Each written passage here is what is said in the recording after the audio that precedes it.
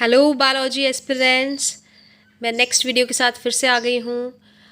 In our last lecture we talked about methods of asexual reproduction, जिसमें हमने lastly gemmule formation के बारे में बात की थी। If you have any comments, any queries, आप मुझे मैसेज कर सकते हैं। Okay, and today we are going to discuss about two special type of asexual methods, that are vegetative propagation and second is micro propagation. तो इस video में हम दोनों ही टॉपिक्स कवर करेंगे। होपफुली आपको अच्छे से समझ में आए। Let's start. Vegetative propagation is the formation of new plants from somatic parts like roots, stem, leaf or bud. तो बेसिकली होता क्या है, वेजिटेटिव प्रोपेगेशन में प्लांट्स के जो सोमेटिक पार्ट्स हैं, ओके, सोमेटिक पार्ट्स जैसे कि रूट्स, स्टेम, लीफ और बड, उन्हीं के इस्तेमाल से आपके न्यू इंडिविजुअल्स या ऑफस्प्रिंग्स जो हैं वो बनते हैं। तो वेजिटेटिव प्रोपेगेशन भी एक एसेक्सुअल मेथड का ही एक स्पेशल टाइप है और ये भी यूनिपेरेंटल है। इसमें सिर्फ सिंगल पेरेंट ही इन्वॉल्व है और इसमें भी सेक्स सेल्स का इन्वॉल्वमेंट नहीं है। Vegetative propagation is further of two types depending upon ये नेचुरली अपने आप होती है या फिर आर्टिफिशियल मेथड ह्यूमंस का इसमें अगर इस्तेमाल हो रहा है तो नेचुरल और आर्टिफिशियल में बेसिक जो डिफरेंस है बेटा वो ये है कि नेचुरल मेथड के अंदर जो सोमेटिक पार्ट्स हैं वो अपने आप ही नेचुरली ही अपने आप ब्रेक डाउन करके पेरेंट प्लांट से नीचे गिरेंगे सॉइल के ऊपर और वो ट्रांसफॉर्म हो जाएंगे न्यू ऑफस्प्रिंग में या न्यू प्लांट में। और आर्टिफिशियल मेथड में होता क्या है, उसमें हम इंटेंशनली हम ह्यूमंस उस स्टेम को या रूट को कट करते हैं और उसको अलग किसी जगह पे जाके सॉइल के अंदर सो करते हैं, उसे वाटर देते हैं, उसे सारी सूटेबल कंडीशंस प्रोवाइड करवाते हैं सो दैट वो ग्रो कर जाए। और आर्टिफिशियल मेथड जो है वेजिटेटिव प्रोपेगेशन का, इसको हम हॉर्टिकल्चरल मेथड भी बोलते हैं। यूजुअली इसे रेनी सीजन के ड्यूरिंग ही परफॉर्म किया जाता है। तो let's start natural method of vegetative propagation. इस मेथड में हम लोग क्या करते हैं, सोमेटिक पार्ट का जो सोमेटिक पार्ट है प्लांट का वो अपने आप मदर प्लांट से डिटैच होता है और वो इंडिपेंडेंट प्लांट के अंडर में डेवलप हो जाएगा अंडर सूटेबल कंडीशंस। एग्जांपल के तौर पे वी हैव ब्रायोफाइलम। ये एक ब्रायोफाइलम का लीफ है और लीफ के एजिस पे छोटे छोटे बड्स डेवलप होते हैं और ये जब बड्स अपने आप ही जब नेचुरली नीचे गिर जाएंगे मिट्टी के ऊपर तो वहाँ पे ये ग्रो कर जाएंगे इनटू अ न्यू प्लांट। और ये जो डिटैच्ड पार्ट्स जो हैं, वेदर वो रूट है, शूट है, लीफ है, फ्लावर है, इन पार्ट्स को हम वेजिटेटिव प्रोपेग्यूल्स कहते हैं। ओके, तो नेक्स्ट इज जो प्लांट पार्ट्स पोजेस करते हैं power of regeneration, which means that a part of the plant can either replace its lost portion or can produce a new adult plant. अब वो जो हमने लीफ की बात की थी, I was talking about this. अब यहाँ से जो इसका पार्ट लॉस्ट हो गया, गिर गया, तो इसकी एबिलिटी है कि यहाँ पे ये फिर से अपने आप को रिकवर कर सकता है, रिपेयर कर सकता है। और हमारे पास जो डिफरेंट मेथड्स हैं वेजिटेटिव प्रोपेगेशन के अंदर, हम किन किन पार्ट्स को इस्तेमाल कर सकते हैं वेजिटेटिव प्रोपेगेशन के लिए, वो है सबसे पहले रूट। तो रूट्स हमारे पास दो तरह की रूट्स रहती हैं। टैप रूट्स रहती हैं, एडवेंटिशियस रूट्स रहती हैं। टैप रूट्स जो हैं वो वेजिटेटिव प्रोपेगेशन शो करते हैं गावा के केस में और शीशम के केस में। और adventitious roots of sweet potato vegetative propagation show करती है। सेकेंड है आपकी अंडरग्राउंड स्टेम्स। अंडरग्राउंड स्टेम से मतलब है आप लोग जो पोटैटो खाते हैं, अनियन है, अरबी है, जिंजर है, मिंट है, तो आपको डायग्राम्स जो है इजीली अच्छे से दिख रही होंगी। तो अंडरग्राउंड स्टेम्स हैं बेसिकली, ये सारी की सारी मॉडिफाइड शूट्स हैं और ये सारी की सारी अंडरग्राउंड स्टेम स्ट्रक्चर्स जो हैं ये वेजिटेटिव प्रोपेगेशन में काम करते हैं। जब कभी कोई फार्मर जब आलू की खेती करता है तो कई बार छोटे छोटे आलू ज़मीन में ही दबे हुए रह जाते हैं। तो जब नेक्स्ट सीज़न जब उसे एनवायरमेंटल कंडीशन सूटेबल मिलेंगी तो वहाँ से छोटे छोटे अपने आप प्लांट पोटैटो के उग जाएंगी। तो दैट मीन्स ये स्ट्रक्चर्स जो हैं जब इन्हें सूटेबल कंडीशंस मिलेंगी तो they will develop into new plant. तो ये है हमारे पास stem, tubers, bulbs, corms, rhizomes और सक्कर्स के अंडर इनके एग्जाम्पल्स हैं। और एग्जाम्पल्स मैंने वही ली हैं जो सबसे आसान है, जो घर पे हम खाते हैं। तो ये पोटैटो है, ट्यूबर्स जो हमारे पोटैटोज़ हैं उनके पास छोटी छोटी आइज़ या नोड्स होती हैं, और अगर हम उस आई को कट करेंगे लाइक दिस, इस पोर्शन को कट करके अगर ज़मीन में लगाएंगे तो वो भी एक होल प्लांट में ट्रांसफॉर्म हो सकता है। और एग्जाम्पल जो है इसकी वो है आर्टिचोक। बल्ब्स की एग्जाम्पल है हमारे पास अनियंस हैं। बल्ब्स के पास they have fleshy scales and internode buds रहते हैं। और सेकेंड एग्जाम्पल जो है बल्ब की वो है गार्लिक, लहसुन। कॉम्स की एग्जाम्पल है हमारे पास अरबी, कोलोकेशिया और एलोकेशिया भी है हमारे पास। और कॉम्स के पास स्केल्स होते हैं, लीव्स होते हैं और बड्स रहते हैं। और इसकी एक दूसरी एग्जाम्पल है क्रॉकस है, जमीकंद है, क्रॉकस इज़ योर सैफरन। और राइजोम्स में जिंजर इज़ देयर, इसके पास भी बड्स रहते हैं। Other examples are turmeric, banana, adiantum. और फिफ्थ इज़ योर सक्कर्स, जिसमें हम मिंट, पुदीने की बात करेंगे। तो सक्कर्स भी कहाँ डेवलप होते हैं, ये बेस ऑफ द स्टेम से, ये अंडरग्राउंड स्टेम चलती रहती है और वहाँ से नए नए स्टेम्स जो हैं अराइज करते रहती हैं। Other examples are chrysanthemum. तीसरा जो वेजिटेटिव प्रोपेग्यूल यूज़ होता है वो है सब एरियल या क्रीपिंग स्टेम्स। तो सब एरियल मतलब ये पूरी तरह से एरियल नहीं है, ये थोड़े से क्रीप करेंगे, ये ज़मीन के ऊपर या पानी के ऊपर चलने वाले हैं। सब एरियल के अंडर हमारे पास 3 टाइप्स आएंगी, रनर्स, स्टोलर्स और ऑफसेट्स। रनर्स जो हैं ये नैरो, काफ़ी पतले, ग्रीन और हॉरिजेंटल ब्रांचेस होती हैं, ये हॉरिजेंटली ही चलेंगी ज़मीन के ऊपर। और जो these grow from base of an aerial shoot, जो एरियल शूट होगा उसकी बेस से ग्रो करेंगे ये। और इसकी एग्जांपल है हमारी सबसे सिंपल, वो है हमारी लॉन ग्रास, जो घर पे हमारे ग्रास लगा होता है वो रनर्स के अंडर आता है। नेक्स्ट इज़ या स्टोलन्स। स्टोलन्स भी आपके सब एरियल ब्रांचेस हैं, ये भी आपके एरियल शूट के बेसिस से ही अराइज करते हैं। और इसकी एग्जांपल है जैस्मीन, वाइल्ड स्ट्रॉबेरीज वगैरह वगैरह इसके अंडर आ जाएंगी। और ऑफसेट और स्टोलन्स बेसिकली सेम ही है, but the major difference between stolons and offsets is this कि ऑफसेट्स आपके एक्वेटिक प्लांट्स हैं, ये पानी के अंदर पाए जाते हैं और ये ज़मीन के ऊपर। और इनके जो डिफरेंट पार्ट्स हैं जब वो ब्रेक डाउन होंगे वो भी न्यू प्लांट्स फॉर्मेशन करेंगे। Example is Pistia and Eichhornia.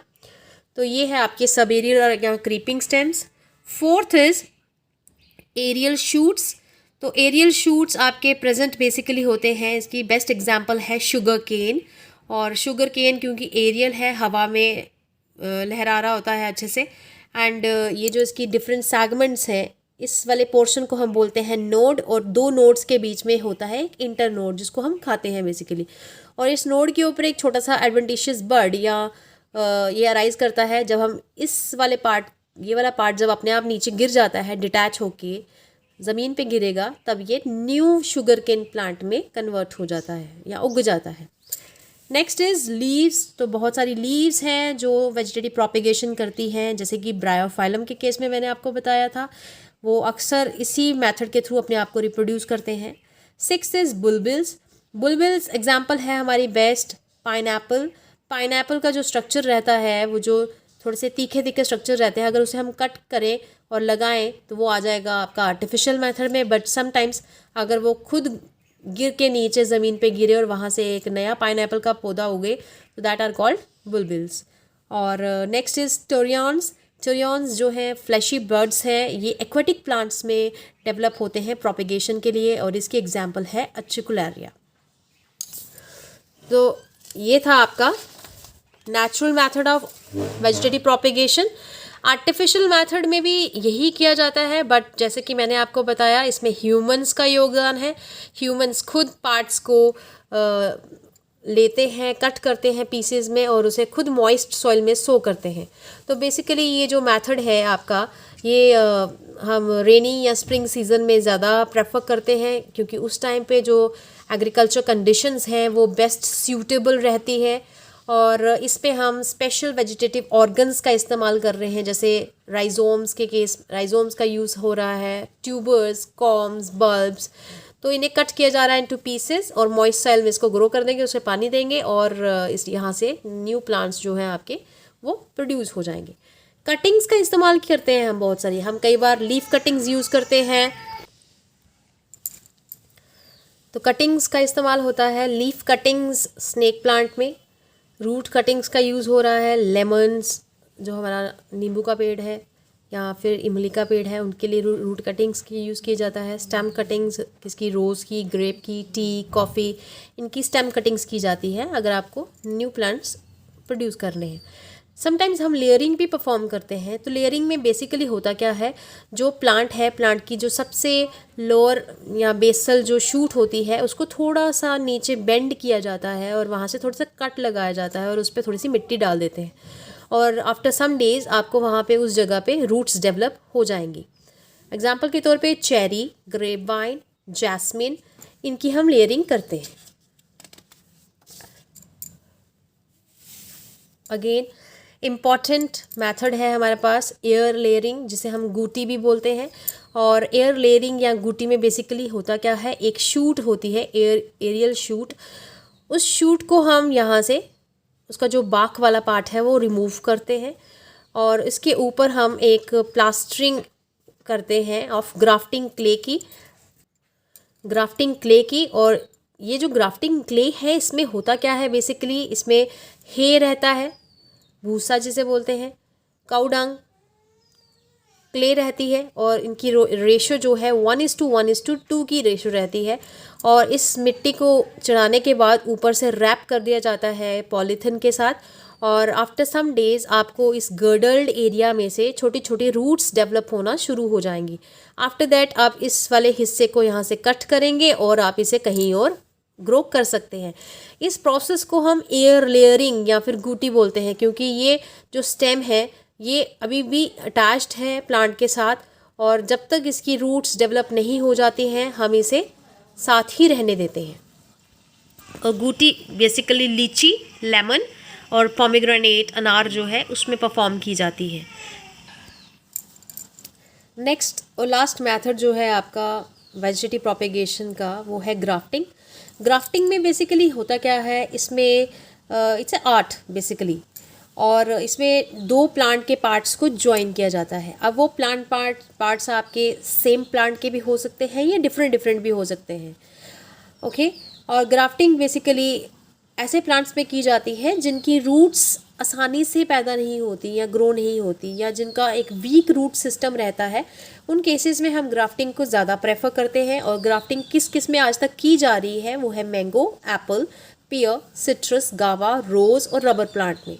अब जो अपर पार्ट हम सेलेक्ट करेंगे, अपर जो शूट सिस्टम बेसिकली हम जो सेलेक्ट करेंगे that is called as scion, जिसे हम ग्राफ्ट भी बोलते हैं।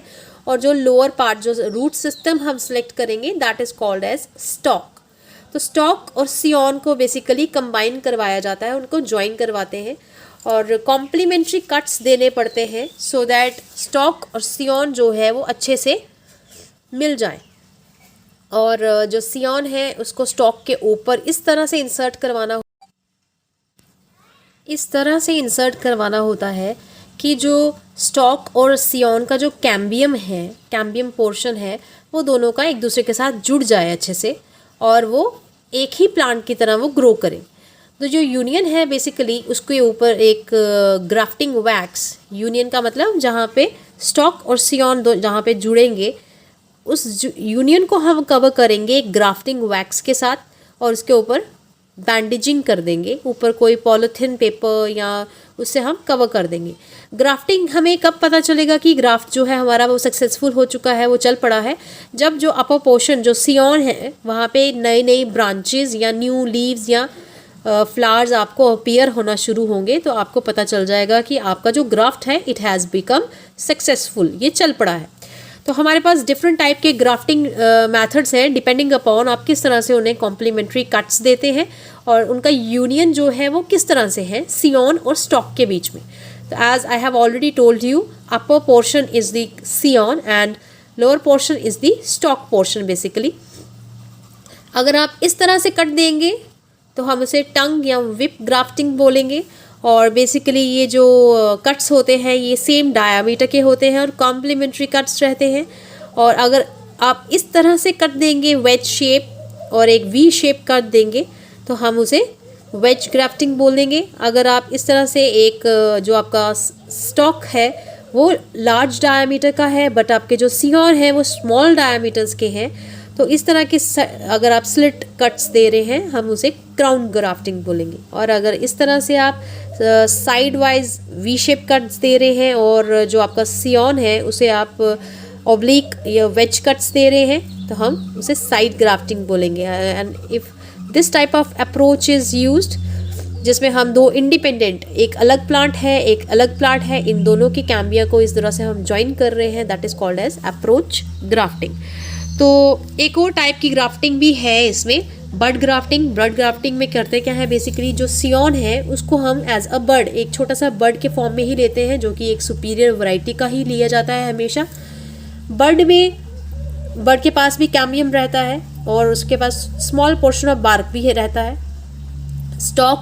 स्टेम ऑफ स्टॉक को एक स्मॉल टी शेप कर देते हैं और उस बड को उसके अंदर इंसर्ट कर देते हैं और बाद में उसे एक ग्राफ्टिंग वैक्स के साथ ज्वाइन करवा देते हैं लाइक दिस। अगर मैं आपको बात करूं कुछ इस तरह से रहता है लाइक दिस। तो एक कट दे देते हैं और छोटा सा जो बड है उसे यहाँ पे इंसर्ट करवा दिया जाता है ना, अल्टीमेटली इसको ग्राफ्टिंग वैक्स के साथ ज्वाइन कर देते हैं। और आफ्टर सम डेज जब ये ग्राफ्ट चल पड़ेगा यहाँ पे नई आपको रूट्स, नई शूट्स जो हैं डेवलप होके दिख जाएंगी। Now next comes to your vegetative propagation की कुछ एडवांटेजेस हैं और कुछ डिसएडवांटेजेस हैं। We will talk about them one by one. तो बहुत सारे प्लांट्स ऐसे हैं जो सिर्फ वेजिटेटिव प्रोपिगेशन के ज़रिए ही रिप्रोड्यूस करते हैं, जिनमें banana, sugar cane, pineapple is there. बहुत सारे ऐसे प्लांट्स भी रहते हैं जिनकी सेक्सुअल रिप्रोडक्शन की जो एबिलिटी है वो कम रहती है, इस वजह से उन्हें वेजिटेटिव प्रोपिगेशन के ज़रिए ही मल्टीप्लाई करवाया जाता है। Lawn grass is the example. बहुत सारे प्लांट्स ऐसे हैं जिनकी जो सीड डॉर्मेंसी है वो काफ़ी लंबी तक रहती है। डॉर्मेंसी इज़ द इनएबिलिटी, अभी वो डॉर्मेंट स्टेट में है, इनएक्टिव स्टेट में है सीड, वो अभी प्रॉपर ग्रो नहीं कर सकता है। इन दैट केस भी हम इसी मेथड का इस्तेमाल करते हैं। और वेजिटेटिव प्रोपिगेशन एक क्विकर मेथड है, सर्वाइवल रेट नियरली 100% है और गुड क्वालिटीज़ प्रिजर्व करवाने के लिए प्लांट की इस मेथड को हम अच्छे से यूज़ कर सकते हैं। और जो सुपीरियर वैराइटीज़ हैं जिनके रूट सिस्टम थोड़े पुअर हैं उन्हें भी हम ग्राफ्टिंग प्रोसेस के थ्रू प्रोपिगेट कर सकते हैं। इस प्रोसेस में हम जो गुड ट्रेट्स हैं डिफरेंट प्लांट्स के उन्हें हम एक सिंगल प्लांट में हम कंबाइन करवा सकते हैं और इसमें हम जो पीरियड है फ्लावरिंग का और फ्रूटिंग का जो पीरियड है वो रिड्यूस करवा सकते हैं और बहुत सारी इन्फेक्शंस जो हैं इस प्रोसेस के ज़रिए हम रिमूव भी करवा सकते हैं। तो these are some advantages and as you know जब कहीं एडवांटेजेस होती हैं तो उस मेथड की certain disadvantages are always there. तो डिसएडवांटेज ये है सबसे पहला कि ये ओवर क्राउडिंग कर देता है, तो बहुत सारे प्लांट्स आपको मिल जाएंगे कि ओवर क्राउडिंग हो जाएगी। वेजिटेटिव प्रोपिग्यूल्स क्योंकि उन्हें हम स्टोर नहीं कर सकते ज़्यादा टाइम के लिए, वो सड़ जाते हैं, तो this is also the one of the disadvantage. और बहुत सारी जो बीमारियां जो पेरेंट प्लांट में होती हैं वो भी डॉटर्स में स्प्रेड हो जाती है, तो ये भी एक डिसएडवांटेज है। वेजिटेटिव प्रोपिग्यूल्स जो हैं ये इन्फेक्शंस को प्रोन है, तो ये सड़ने के, डेसिकेशन के चांसेस ज़्यादा रहते हैं वेजिटेटिव प्रोपिग्यूल्स के। और this was all about your vegetative propagation. तो इसी के साथ हमारा वेजिटेटिव प्रोपिगेशन ख़त्म होता है और जो नेक्स्ट टॉपिक जो हम कंटिन्यू करेंगे इसी के साथ हम वो है micro propagation. As the name is suggesting micro means very small, तो बहुत ही स्मॉल पोर्शन प्लांट का लिया जाता है सो दैट हम न्यू प्लांट्स वहाँ से बनाए जाएं। तो माइक्रो प्रोपिगेशन एक बेसिकली क्लोनल प्रोपिगेशन है, इसमें क्लोन्स बनते हैं, एक प्लांट से बहुत सारे प्लांट्स बनेंगे मिलियंस ऑफ, और वो सब एक जैसे हूबहू शक्ल के होंगे, क्लोन्स होंगे। तो ये जो मेथड है जिसमें हम पॉपुलेशन ऑफ प्लांट्स क्लोन्स बनाते हैं एक सिंगल इंडिविजुअल से, एसेक्सुअल मेथड के ज़रिए यूजिंग टिश्यू कल्चर टेक्निक, यहाँ पे हम एक टिश्यू कल्चर टेक्निक का इस्तेमाल करेंगे और उसी प्रोसेस को हम माइक्रो प्रोपिगेशन कहते हैं। इस प्रोसेस में एक सिंगल इंडिविजुअल प्लांट को इन विट्रो का मतलब होता है इन लेबोरेटरी, इन वीवो का मतलब होता है in body, inside the body. तो हम बेसिकली ये मिट्टी पे नहीं उगा रहे हैं, सॉइल में प्लांट्स को नहीं उगाएंगे, इसको हम लेबोरेटरी के अंदर प्रिपेयर करेंगे। जब वो पौधा इतना उग जाएगा कि वो सॉइल में वो सो करवाया जा सकता है, तब तक हम उसकी जो टेक केयर है वो सारी की सारी लेबॉर्ट्री के अंदर ही प्रोवाइड करवाएंगे। और बेसिकली ये जो टेक्निक है 1960 में मॉरल ने डेवलप की थी ऑर्किड्स की कमर्शियल प्रोडक्शन के लिए। और ऑर्किड्स एज यू नो ये आपके ऑर्नामेंटल प्लांट्स हैं, बहुत ही कॉस्टली प्लांट्स हैं आपके। तो माइक्रो प्रोपिगेशन जो है ये ओनली प्रोसेस है प्लांट बायोटेक्नोलॉजी का जिसको इंडस्ट्रीज़ यूज़ कर रही है कमर्शियल लेवल पे, और प्लांटलेट्स को प्रोड्यूस किया जा रहा है। यूजुअली ऑर्नामेंटल प्लांट्स की यहाँ पे प्रोडक्शन करवाई जाती है।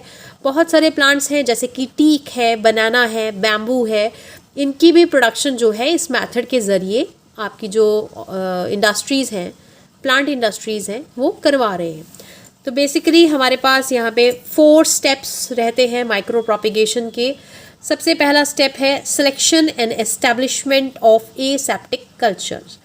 तो जो हम कल्चर्स बनाएंगे, क्योंकि यहाँ पे हम सॉइल का यूज़ नहीं हो रहा है, तो प्लांट्स को कहीं तो उगाएंगे ना उसे, तो कोई तो उसको मीडियम देंगे जिसके ऊपर वो अपने आप अपनी रूट्स को पकड़ेगा या शूट्स उसकी एस्टैब्लिश होंगी। तो सबसे पहले हम उन कल्चर्स को बनाएंगे, सेलेक्ट करेंगे और उनकी इस्टेब्लिशमेंट कराएंगे। उसके बाद जो हमने प्रोपेग्यूल चूज़ किया है, जो हमने एक्स प्लांट चूज़ किया है, चाहे वो हमने एक लीफ का छोटा सा हिस्सा लिया हो या रूट का छोटा सा हिस्सा लिया हो, उसकी हम मल्टीप्लिकेशन करवाएंगे उस कल्चर के ऊपर, और अल्टीमेटली प्लांटलेट्स आपकी रीजनरेट करेंगी। और जब वो इतनी छोटी इतनी बड़ी हो जाएंगी कि वो ट्रांसफ़र करवाई जा सकती हैं, तो वो हमारी 4th स्टेज के अंडर आ जाएगा। ये रहा आपका स्टेप वाइज आपका प्रोसीजर। तो ये एक प्लांट लिया आपने, ये सिलेक्ट किया, और इस प्लांट का एक छोटा सा हिस्सा आपने एज एन एक्स प्लांट, जो प्लांट का एक माइक्रो पार्ट है, बहुत ही स्मॉल पार्ट है, उसको आपने चूज़ किया और उसी पार्ट को हम एक्स प्लांट बोलेंगे। तो एक्स प्लांट कुछ भी हो सकता है, आप रूट का एक स्मॉल हिस्सा ले सकते हैं, शूट का ले सकते हैं, फ्लावर का ले सकते हैं, ओके। तो उसी को हम एक्स प्लांट बोलते हैं। उस एक्स प्लांट को हम एक जो हमने कल्चर प्रिपेयर किया होगा उसके अंदर इस्टेब्लिश करेंगे इस तरह से। सेकेंड स्टेप में रूट फॉर्मेशन होगी। रूट फॉर्मेशन तभी होगी जब हम इसमें साइटोकाइनिन्स डालेंगे। तो हमने 11th क्लास में, पिछले क्लास में पढ़े भी थे, ऑक्सिन्स डालोगे तो रूट्स बनेगी, और अगर साइटोकाइनिन्स जो आपके प्लांट ग्रोथ हार्मोन्स हैं वो डालोगे तो शूट फॉर्मेशन। सबसे पहले शूट फॉर्मेशन होती है, उसकी हमने मल्टीप्लिकेशन करवानी है, इसी तरह से हम लार्ज नंबर ऑफ शूट्स बनवाएंगे। आफ्टर दैट इस शूट को हम ट्रांसफ़र करेंगे एक और रूटिंग मीडिया में जिसके अंदर हमने ऑक्सिन्स डाले होंगे। यूजुअली 2,4-डाइक्लोरो जो है हम यूज़ करते हैं एज एन ऑक्सिन, और इन प्लांटलेट्स की रूट्स बन जाएगी। एंड आफ्टर दैट हम इन्हें सॉइल में ट्रांसफ़र कर सकते हैं। ये हम फील्ड ट्रांसफ़र के लिए तैयार हैं। तो ये आपके माइक्रो प्रोपेगेशन के स्टेप्स हैं। तो थोड़ा सा डिटेल में आपको फटाफट से मैं करवा देती हूँ। जो स्टेज 1 में है इसमें करते क्या है, एक typically healthy disease free mother plant को सिलेक्ट किया जाता है। उस एक्स प्लांट को सिलेक्ट करने के बाद उसको स्टेरलाइज, उसको साफ़ किया जाता है बाय कैल्शियम हाइपोक्लोराइड सोल्यूशन के साथ, सो दैट उस पर कोई वायरस, कोई बैक्टीरिया, कोई गंदगी जो है वो ना हो, और हमें उसे डिजीज़ फ्री बनाना है, इस वजह से उसकी स्टेरलाइजेशन की जाती है। आफ्टर दैट जो भी हमने एक्स प्लांट चूज़ किया है वो मैंने आपको ऑलरेडी बता दिया है, वो कोई भी स्मॉल पार्ट हो सकता है, लीफ का, रूट का, स्टेम का। सिलेक्शन के बाद हम न्यूट्रिएंट मीडियम बनाएंगे। न्यूट्रिएंट मीडियम में बेसिकली हम एगार जेल है उसको इस्तेमाल करते हैं। उसके अंदर हम ग्लूकोज डाल लेते हैं, उसके अंदर हम बहुत सारे हार्मोन्स हैं, देन वाटर इज़ देयर। तो बहुत सारी जो रिक्वायरमेंट्स हैं एक प्लांट की वो हम उस न्यूट्रिएंट सोल्यूशन में ऐड कर देंगे। न्यूट्रिएंट मीडियम जो है आपका वो इस तरह से होना चाहिए कि वो rapid multiplication of x plants को सपोर्ट करे।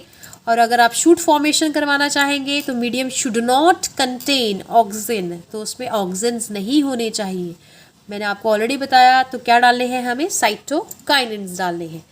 तो यही लिखा है सेकेंड स्टेप में, अगर आपको शूट फॉर्मेशन करवानी है तो उस मीडियम के अंदर आपको साइटोकाइनिन्स ऐड करने हैं।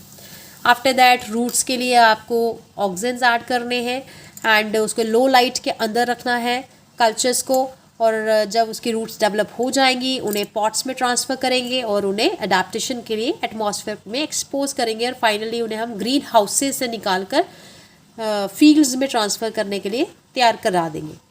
तो प्लांट्स को थोड़ा थोड़ा पानी जो है टाइम टू टाइम देना है, सो दैट उनकी जो वाटर रिक्वायरमेंट है वो आप पूरी करते रहें।